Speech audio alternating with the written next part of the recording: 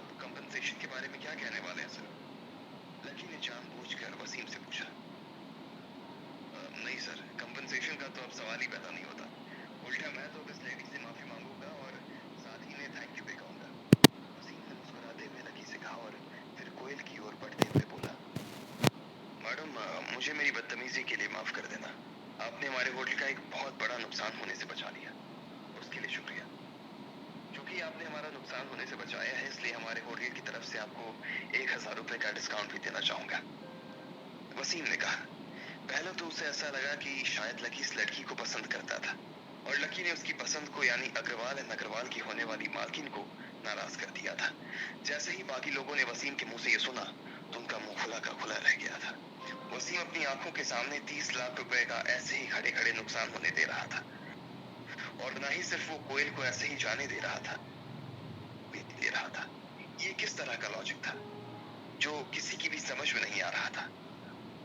कोयल को भी यही लग रहा था कि उसके साथ बस एक मजाक हो रहा था। नहीं है, पैसे देने की कोई जरूरत नहीं है।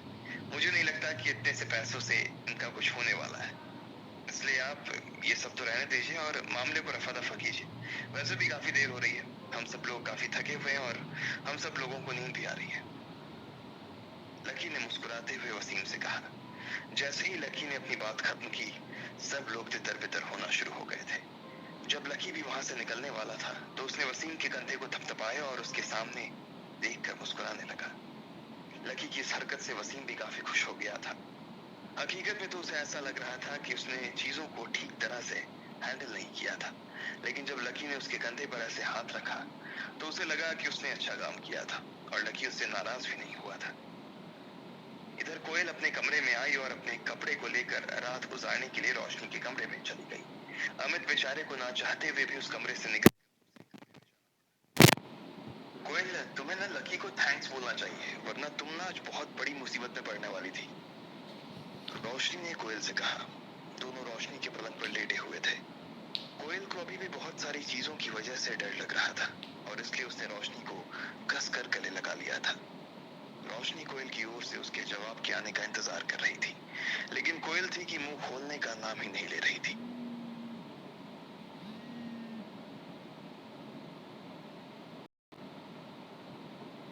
को दिल वेलकम हो गया। स्टोरी सुन रहे हैं, ऊपर आ जाओ। कोयल, क्या बोल रहे हो? वेलकम हो गया दिल भाई। भाई अच्छा ने मैडम सर।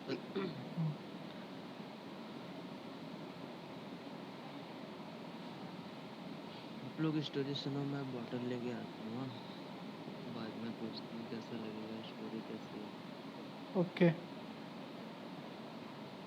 रोशनी ने उसे अपने आप से अलग किया और उसकी आंखों में देखने लगी।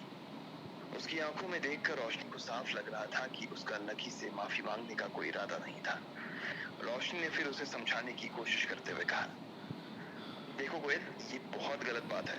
तुम्हें उससे माफी तो मांगनी ही चाहिए। तुमने देखा ना, तुम इतनी देर से उस मैनेजर के सामने हाथ जोड़ रही थी, पैर पड़ रही थी, यहाँ तक कि उसके लिए काम भी करने को तैयार हो गई थी, लेकिन तब भी वो नहीं माना।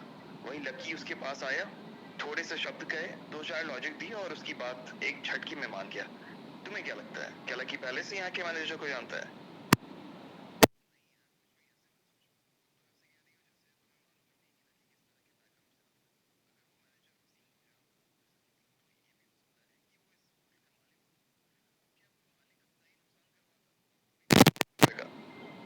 कोयल ने कहा और हंसकर अपनी गर्दन को ना हिला दिया।